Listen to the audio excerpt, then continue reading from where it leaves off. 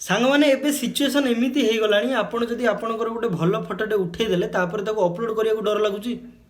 କାରଣ ତଳେ ପା କମେଣ୍ଟ ଆସିଯାଉଛି, ଏଟା କ'ଣ ଅରିଜିନାଲ ଫଟୋ, ଏଟା ପା ଏଆଇ ହେଇଛି।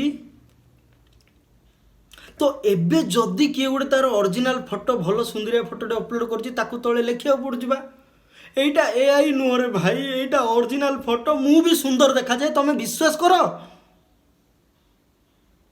ତ ଏଆଇ ଯେବେଠୁ ଏତେ ଷ୍ଟ୍ରଙ୍ଗଲି ଆସିଲାଣି, ଶଳା ଆଉ ଟୋକାଟୋକିଙ୍କର କିଛି ଭୟ ନାହିଁ। ଆଉ ଯଦି ଭିଡ଼ିଓ ଫଟୋ କିଛି ଭାଇରାଲ ହେଉଛି, ପିଲା ତ କହୁଛନ୍ତି ଏଇଟା ସବୁ ଏଆଇ ହେଇଛି, ଏଆଇ ହେଇଛି। ଧନ ତମେ ମୋତେ ବିଶ୍ୱାସ କରୁନ, ଏଇଟା କିଏ ଗୋଟେ ମୋ ଶତ୍ରୁ ଥିଲା ବୋଧେ ଏମିତି ଭାଇରାଲ କରିଛି ଏଆଇ କରିକି, ମୁଁ ଏମିତି କରିପାରିବି?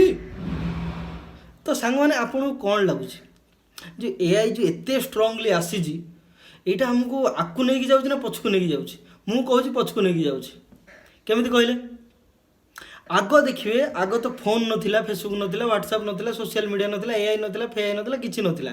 ଆଗ ଲୋକ ଯାହା ଦେଖୁଥିଲେ ତା ବିଶ୍ୱାସ କରୁଥିଲେ।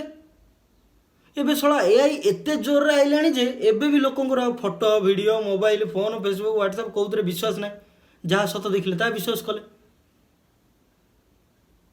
ମୁଁ ତ ଏଆଇକୁ ଆର୍ଟିଫିସିଆଲ ଇଣ୍ଟେଲିଜେନ୍ସ ବୋଲି ବି କହୁନି, ମୁଁ କହୁଛି ଏଆଇଟା ହେଲା ଅଷ୍ଟକିଳା ଇଣ୍ଟରନ୍ୟାସନାଲ। ମାନେ ଏଇଟା ଗୋଟେ ଇଣ୍ଟରନ୍ୟାସନାଲ ଅଷ୍ଟକିଳା ଆସିଛି, ବହେ କିଳା ଦେଇକି ଯିବ।